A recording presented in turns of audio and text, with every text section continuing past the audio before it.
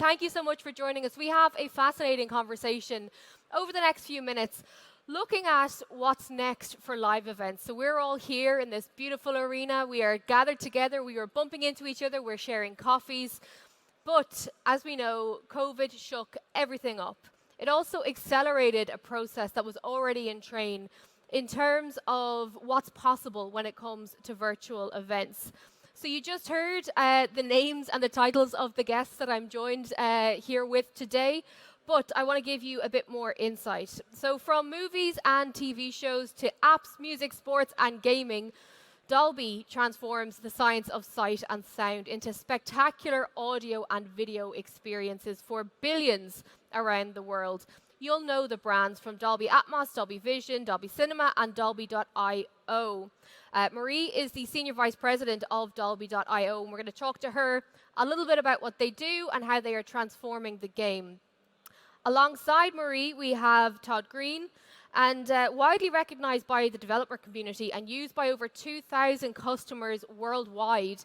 The PubNub platform for virtual spaces is the world's first developer platform that makes it easy and quick to build and deliver optimized real-time functionality in mobile, web, and IoT apps at scale.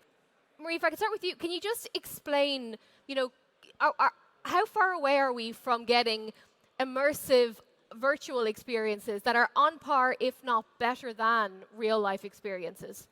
Well, I certainly can't say that we're there today. I think that would be a bit disingenuous. But at Dolby, we do believe that immersive virtual experiences can be as good, or if not better in some cases, than real life. Because when you think about a music concert that you might go to, when you're there, there's some audio sweet spot and this fantastic view of the stage that a few people get to experience, but not everybody. But if you think about a virtual experience, there's the opportunity for everybody to have that. And we think, but we don't think that just doing a good audio and video stream is going to be enough. So there's three things we think are important. One is immersion, the second is interactivity, and the third is social engagement. From the standpoint of immersion, we think this is critical from an audio and video perspective. And at Dolby, of course, we've worked with the music industry and the movie industry, and so we think we know just a little bit about that. Interactivity is all about having really low delay so that the performer and the audience can have a real interaction. Real time is key to that interactivity. And then, of course, if you're in the audience from a social engagement perspective, you want to enjoy whatever concert or trade show or whatever that you're at. You want to enjoy it with your friends and the people around you. This is not brand new. Sure, it's not. Like, this has been in the works for quite a while. Absolutely. It's not brand new. Yeah, and it's funny asking this question, can immersive virtual experiences be better? We started the company PubNub 10 years ago, and our mission and our vision has been and continues to be, how can we make online experiences as good or better than the real world? Yeah. And when we started this 10 years ago, it was a very kind of brow-raising sort of conversation. It wasn't something people really asked on stage. And it's been a spectrum of, or I should say incremental improvements over time, right? When we started the company, we thought, well, there's a lot of ways to go attack this beast, right? We could build VR headsets. We're not experts there. We could do the computer-brain interaction like Elon Musk is doing, or the Matrix. That wasn't also expertise. But one thing that we did know was that we really understood networks and software infrastructure. And we said, until we can define and deliver the building blocks to allow everyone else to build these interactive experiences, we're not going to solve all of the creative aspects that are necessary to create, whether it's VR or just browser-based or mobile-based, whatever that experience is. Can we deliver the building blocks so that the rest of the world can focus on creativity and innovation as opposed to infrastructure? And that's been our mission for a while now. I just want to pick up briefly. You mentioned about VR headsets there a few times, right? People think that Web Summit 2028 is going to be all of us in our pajamas at home on the couch wearing a big, heavy VR headset and interacting that way. That's not the only possible vision for the next iteration, right? I think again, it's what everyone likes to talk about because it's sort of like dystopian and sexy and all of those different things. But the reality is, look, there's a small number of us who can afford to come here, that have the opportunity to come here, that are privileged enough to get on a plane and arrive at Web Summit. But there is a world of people out there that would be better off if they were able to have access to information, interact with other people. And it's not possible, and it's also not great for the planet that we all have to physically be in places. So it's not an either or, but if we're going to expose the rest of the world to new ideas, to conversations, especially as kind of globalization starts to erode, I think the ability to have engaging and human experiences in a way that doesn't involve us having to physically be in the same room is going to be hugely beneficial. Again, if it's too hard to provide that experience, to build that software, to offer something that's immersive, to the three things that Marie just talked about, immersive, interactive and social. Thank you. See, I got those. I think that we're not going to have that, and so it's really up to everyone that builds software and builds experiences to be able to deliver that. But it's also not about the VR headset. Uh-huh. So I mean, I think there's about 15 million Oculus 2s or something that Meta has sold now. But I mean, there's billions of phones. And I like to believe that these immersive, interactive, and social engagement experiences can be had with any kind of a screen, whether it's that or your phone and some nice, some nice AirPods or something. It's not about just the VR headset. So, and this could be a stupid question, so forgive me, right? But how much depends on hardware versus software versus the people in the background making the experiences good? Because even with a smartphone, there's a disparity between a $100 smartphone and a $1,500 smartphone. Should I still be able to get the same quality of experience, regardless of what device I have? Actually, with game engine technology, and a lot of when you talk about a virtual world, you're going to be talking about using game engine technology. Today, actually, you don't have to have the high-end graphic card in your phone. You can have a great experience in a virtual world with what somebody might call a regular phone or something like that. Are there examples that we can look to in terms of what's being done in this space that's exciting and compelling and sort of the gold standard that we should strive for? Go ahead, you go. Okay, so I am, of course, biased toward talking about music, and I think, and so my first example here is going to be around something that happened back in 2020 on Fortnite. It was a concert by this artist called Travis Scott. It was called the Astronomical Concert, and he was a huge avatar. Fortnite took over his whole island, and it was seen by 45 million people over several performances, but it was like a huge, in the pandemic, everything went virtual, everything went online, and so all of the artists and all the different people like Fortnite, they were all scrambling to find a way to still get to the audience, and that was one example. I think, another one is this customer that we're working with. They're called Red Pill VR, and they create this virtual world experience that they call their Electric Garden Dance Club. Okay. And you can go, they use Dolby I/O and the Unreal Engine, and then you can go in and dance and listen to music, and they have like these 3D objects, like they'll turn like the bass something into a 3D object. So it's this really kind of wacky, cool experience. Uh-huh. And tomorrow they have the UK's #1 DJ, Paul Oakenfold, I think his name is actually opening a residency in Red Pill VR's space. It's like a virtual space, like you like to talk about. Yeah. And so a couple of things. First of all, my son was in middle school during COVID. He got me really into Fortnite. So I'm pretty up there in the rankings now. So I had that experience. And when Tones and I did her online sort of experience with Fortnite, I went in. And, development-wise, it was beautiful, the mixture of video and interactivity. Yeah. I found it really, really lonely. I was a bit depressed. As much as the music was nice and the sound, it's still not... It's not the same as going to see a concert, right? And I think that's still the kind of world we have to build toward. I would say, though, if you're asking for examples that stand out, all of those kind of future-looking, awesome sound, awesome video, great. But let's just think about the experience we had during COVID. Mm-hmm. And we love to complain about that, right? Being on Zoom all the time, sitting it was terrible. But think about if COVID had hit 10 years prior. right? Where the mobile phone was just coming out, not too many people had it. Access to high speed, especially mobile internet, was really only in a few developed countries. And now think about 20 years ago, when the browser was just emerging and almost everyone had dial-up. Imagine if we had had COVID only in the brief period of time, that difference, right? Yeah. The ability for our children to go to school, our ability to work, our ability to do a lot of the things that we wanted to do, really, I think we're amazingly fortunate. And I would say, so to me, like that showed us that if we have to, even with today's technology, we can conduct our lives virtually. Not particularly in a happy way, but again, that's where Marie kind of alluded to this, but we talk about PubNub as a platform for virtual spaces. And because we think of a virtual space as not just a VR headset, but a browser. You could go to NewYorkTimes.com and there could be 40,000 other people there reading the article. You have no idea they're at the same time. But if you can turn that web page into a space where there's some interactivity in some way, shape, or form, a digital whiteboard is interactive. An exercise bike with a screen on it where other people are racing is a virtual space and interactive, right? So for us, it's just a spectrum of providing those building blocks so people can build those. The notion of the social interaction, I think, is very, very important. And you alluded to it. During COVID, I'm not a people person. I love being on my own, sitting in my room, just on my own. But after a while, I missed people. I missed being at live events like this. I missed being in my office. How does that authentic socialization translate into the virtual world? Because getting a thumbs up or getting a heart, like getting a tweet liked on Twitter, is not the same as you coming up to me saying, "Good morning, how are you?" So how do you bring that element of socialization and connectivity into this virtual space?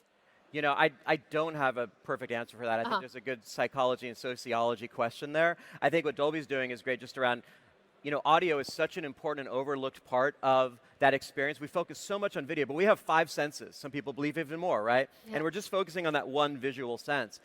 As a musician, like audio has always been super important to me. So I'm going to hand it off to Marie here. So one of the key things for whether you're talking about the metaverse or virtual worlds or just these great immersive online experiences is something called spatial audio. So for example, imagine that we're back in like Fortnite or we're in Minecraft or Roblox or someplace and they're trying to put on a big concert. Well, you're there in your avatar, but as I walk up to you or I walk up to you, I want your voice to become louder or softer as I go away, and I want there to be crowds around me, and you really want these like complex crowded scenes so that the audience can self-organize, maybe your conversations overlap, but like you really feel like it's a real life experience. And the spatial audio will make all the difference. I had an experience in the metaverse back home in Dublin, and we were standing on a football field, and I was at one end, and I heard a voice in the distance of one of my colleagues. So I walked up, and as I approached her, the voice got louder. And it does trigger an emotional response in your body when you hear that familiar voice. Also things like, a sophisticated soundscape. So whether it is, simulation of wind or leaves rustling. Layering of soundscapes. Soundscapes, in fact, this is when we're talking about immersion not needing to be a VR headset or something. We do this, we have some research around this at Dolby. The layers of soundscape can be absolutely transformative. I'm in the jungle. I'm under the ocean. Right. I'm in some crazy place, some crazy place. It's amazing what that sounds. I'm in a scary haunted house. Yep. And I think even to go further, I mean, look, as I said earlier, this is a set of being able to provide the technology to as many creative individuals as possible, whether it's the real-time sort of synchronization and virtual space platform that we provide, whether it's audio, and let everyone else in the world build software that does it. Right. But this is not new. I'm always shocked by this as a founder. We started as this small company. Last month, we had over 500 million devices on the internet connected to PubNub in a single month. We did over 3 trillion, I think 3.2 trillion real-time transactions or API calls to our network. There's a lot of interactivity in real time happening today. Yes. And they range from the most basic things that have very little emotional connection, just real-time information of who's in a room, to some really, really interesting things where we're seeing people interact on suicide prevention hotlines and more in a lot more. Really? Yeah. We actually for the last few years actually in a very compelling way that is actually making a difference in people's health and their lives, and a whole bunch of other kind of experiences that might not be the same as sitting in a room, but again, give you access to a broader set of people who need help, who need education, that otherwise couldn't get it. Who or what is leading the way in this regard? You know, are there, because we had some examples there, but who are the ones to watch? And for the businesses in the audience today who are looking to somebody to either emulate or learn from, are there groups that are leading the charge? Well, I like to talk about Roblox a lot because Roblox is really creating what we would call a creator economy. They've got millions of virtual world creators, and they have 200 million active users. And so I think that they're somebody to look at and to watch. We have a customer called Improbable. Improbable builds their own virtual world platform, and then they help other people create big virtual world experiences, like so 10,000 people in the audience. And we're working with them, for example, to stream events out of their worlds to viewers. And the key here is it's on a phone or in a web browser. Todd and I can both talk about the importance to developers. They don't want everything to be in some weird little bespoke piece of hardware. The web browser is key to democratizing and getting these virtual world, immersive virtual world experiences to everybody. Yeah, because I want to pick up on that briefly, because that's the key thing, right? We can have fantastic technology that offers, you know, gold standard offering, but if it's not accessible, and if every person in this room, for example, can't get it, it's going to be an elitist thing, or it's going to be a segregated thing, and create that digital divide, like make it even more than it already is. Well, I think this is a question, you know, if you go back to the early days of the browser, everyone was saying, how do we build really great software where I can book airline flights, and stuff that we just take for granted today. And then when mobile exploded, it was the same thing. How does the world take advantage of building these amazing mobile apps? And no one would believe probably today, you know, if you go back 10 years ago, that there would be millions of apps in the App Store, right? And so, you know, every time there's this new wave or demand by end users, there's software platforms that have to emerge. You know, what are the standards? Eventually, we're just going to call a LAMP stack to build web apps and many others, right? And the same thing happened for mobile. And so, like I said earlier, like our goal at PubNub has always been to figure out what are the core building blocks that you need for real-time engagement.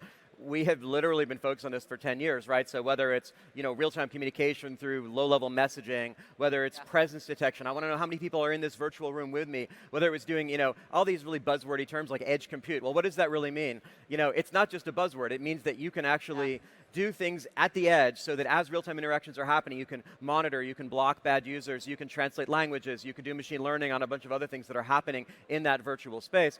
You know, I think we've now, after 10 years, gotten to a place where, back to your earlier question, what are these, you know, who's leading the way? Every time we think we kind of understand the lay of the land when it comes to categories of real-time experiences, something new comes up. You know, we powered the world's first digital fitness products. Well, that was a new thing. All of a sudden, no one knows the name of these old exercise bikes, and here's a new one that everyone knows the name of, right? And then all of a sudden, it was the most obscure things. Like we found out we were powering fueling at Heathrow and Dubai and other airports through this virtual experience where they're now doing real-time tracking of what's happening on the airport field and letting people sort of communicate in chat rooms, which seems kind of mundane, but it's totally changed the way fueling happens. And now we're finding that we're seeing huge growth in these metaverses and people actually getting millions and soon tens of millions of MAUs. I know that there's a lot of press recently that a lot of these metaverses are tumbleweeds, and that's probably true. But we're also seeing successes where people are building these great experiences. So every time we discover there's a new category of things coming out there. And it's around entertainment and games and whatnot, but it's also very much around business. And so there's a number of customers who are they're actually using customers of ours, people, who are actually using game engines in order to create these virtual world experiences for a conference like Web Summit. Like, so, you know, we have a customer called Mitaverse. They could build an extension of Web Summit so that people who couldn't be here in person, because not everybody can be here in person, as you were saying earlier, so that they could potentially go and see sessions and whatnot and do it in their avatar in, quote unquote, the metaverse. You know, sorry, I was going to say, just reminded me, the most immersive virtual experience I ever had was, not kidding, it was 1996, I think. Okay, 1997, and I was on a dial-up modem, and I was visiting my mother and showing her how to use a computer. And there was some virtual world that, I don't even remember the name of it. It probably went bankrupt a year or two later when they ran out of financing. But they had these big faces that were your avatars, and it was very low res. And yet, I was in this thing, and I walked through, and I pulled out my guitar, and I started to play. And my avatar's mouth opened, and everyone could hear guitar. And these other avatars started to crowd around. And then someone else who played guitar, their avatar kind of slowly came over, and very low fidelity, sort of dial-up sound. He or she were playing their guitar, and we ended up having this little guitar off in this virtual space with a dial-up modem, super low res, and that was the coolest thing ever. So I just think there's so much more creativity we need to inject into these experiences. This is a brilliant point, and I want to follow up very briefly because I know we're up against the clock, but we're here at the Content Makers stage. There's a lot of creative people here, not just on the tech side, but from the world of music or visual arts or video production.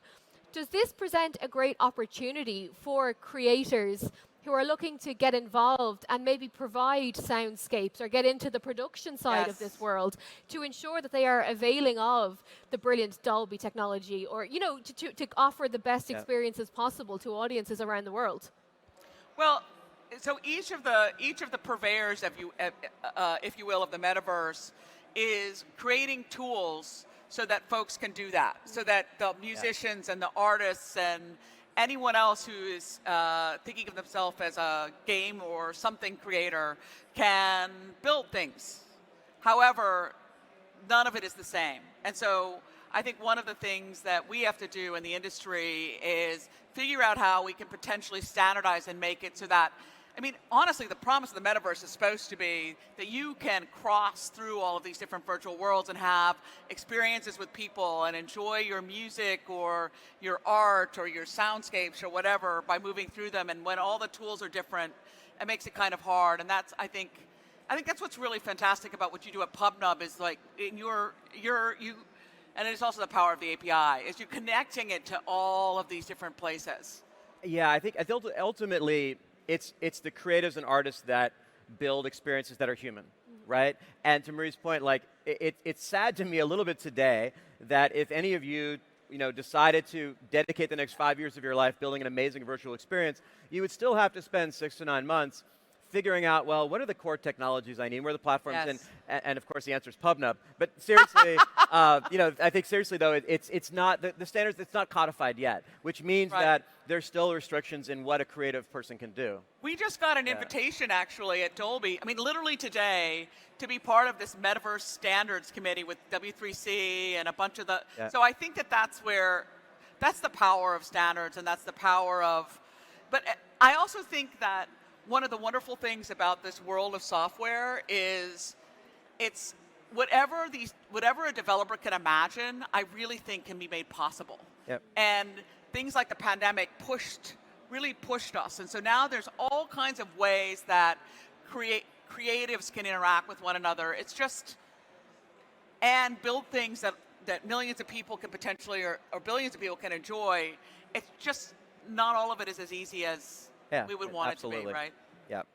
We are very near the end of our time. I suppose I want to end on an optimistic note. This is a big disruptor. It's going to change how things are done. Sometimes fear can come with change, but can you just kind of give us an optimistic message about the excitement and the potential and the possibility that is going to come from this evolution with these technologies? Go ahead. Well, I think that one of the most amazing things will be actually not just like this virtual world and the metaverse itself, but it's actually the hybrid experiences that we can build where you're both in person and you're connected through some sort of a second screen technology or whatever. And you could go to a sporting event. Imagine going to a sporting event, but on your phone, you get to see all the different camera angles and you can follow your favorite football player around, or you're at a music concert and you can in some way, you can be much closer to different parts of the band than you would have if you did not have this type of second screen capability. I also think to just this ability to like immerse yourself in new ways while being connected to your friends and meeting new people and networking and all that stuff. I think that's a key part, and that's going to make a big difference. And I would say, look, there's going to be a lot of apps that suck, right? Just there are, right? But I will say this, the average human being with internet connection in 2005 had more information at their fingertips than President Clinton did in 1995, right? Right. 10 years earlier. And I think the fact that, as the apps that don't suck are going to emerge and in this very Darwinian way and get a lot of users and become really popular, it's going to change the experiences that people can have.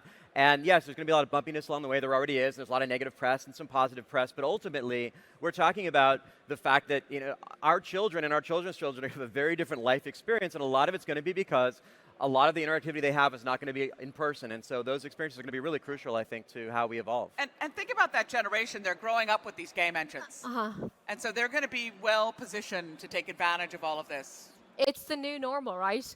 Guys, thank you so much for joining us. A big round of applause for our two speakers. Enjoy the rest of Web Summit. Thank you so much. Thanks a lot.